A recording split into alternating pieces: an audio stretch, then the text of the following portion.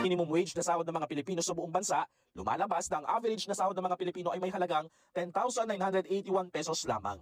Ilan sa mga halimbawa ay ang magkakaibigang ito na nakausap ng Net25 News. Si Evelyn na taga Montalban, pasado naman sa licensure exam sa pagkaguro, pero dahil nahihirapan pang makapasok sa mga paaralan para makapagturo, ay namasukan muna bilang administrative staff ng isang negosyo. Ang masakit para sa kanya, graduate naman siya at may lisensya, pero kahalintulad niya ang sahod ng mga kasamahang hindi daw nakapagtapos pa. Para sa akin is hindi enough kasi sa mga karaniwan sa mga naging work ko, above. So sa akin naman, pumasok lang ako as since okay naman yung environment. Yung sahod po kasi namin, bali 15-30 namin kinukuha, hindi po talaga per daily basis. Yung parang half month po is, sakto lang naman po siya, pero wala kaming naiipon. Para sa akin po, wala po talaga, parang kulang siya. Kasi mayroon akong family. Kasunod po yung taas.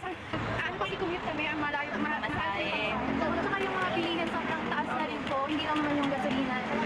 Tapos yung gas, syempre, ganun po, hindi siya sapat para sa everyday po namin. At saka hindi kami nakakaibon po talaga yun. Ang mahirap raw sa sitwasyon nila, minimum lang ang sahod sa trabaho, 200 piso pa ang gastos nila sa kanilang biyahe. Kaya reklamo nila, wala nang ipon, mahal pa ang bilihin.